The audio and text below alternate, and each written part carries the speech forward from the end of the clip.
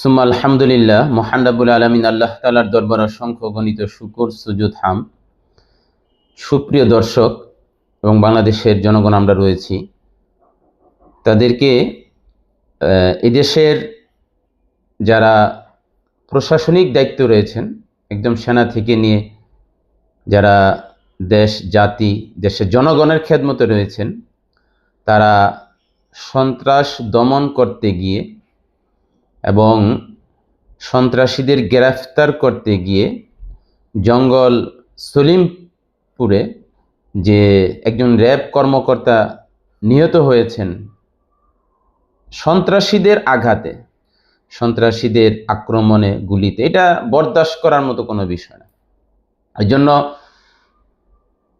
বাংলার প্রত্যেকটা জনগণের পক্ষ থেকে জোরালো দাবি, বাংলাদেশের ভিতরেই একটি জঙ্গল সলিমপুর, চতুর্দিক থেকে এদেরকে বেষ্টন করা হোক এবং আলটিমেটাম দেওয়া হোক 48 ঘন্টা 72 ঘন্টা। এই সীতাকুণ্ডের সলিমপুরে যারা সন্ত্রাসী কর্মকাণ্ড অব্যাহত রেখেছে তাদেরকে 48-72 ঘন্টার আলটিমেটাম দিয়ে রাষ্ট্রীয় ন্যায় তাদেরকে গ্রেফতার করা হোক এবং এই র্যাব কর্মকর্তার হত্যার বিচার দ্রুত বাস্তবায়ন করা হোক। এই জায়গার মধ্যে একটা কথা বলতে চাই, এই জায়গার মধ্যে একটা কথা হচ্ছে যে গণতন্ত্রের পরিভাষায় নিহতকারীকে, হত্যাকারীকে, নিহত সে তো চলে গেল, হত্যাকারীকে মানে জিয়ায় রাখা হয়।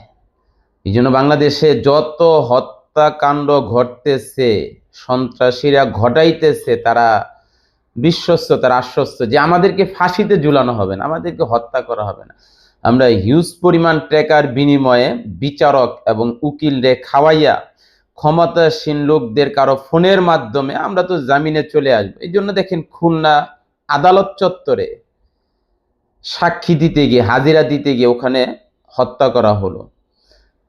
বাংলার ইনসাফ রাষ্ট্র কায়েমের অন্যতম দাবিদার শরীফ ওসমান হাদির হত্যাকাণ্ড, এইভাবে যত হত্যাকাণ্ড আপনি দেখবেন, ওই আসামিরা মনে করে যে আমাদেরকে তো আর ফাঁসিতে ঝুলানো হবে না, হত্যার পরিবর্তে আমাদেরকে হত্যা করা হবে না। এই জন্যই হত্যাকারীরা যারা কিলার এবং যারা মার্ডার করে এরা স্বাধীনভাবে চলাফেরা করতেছে।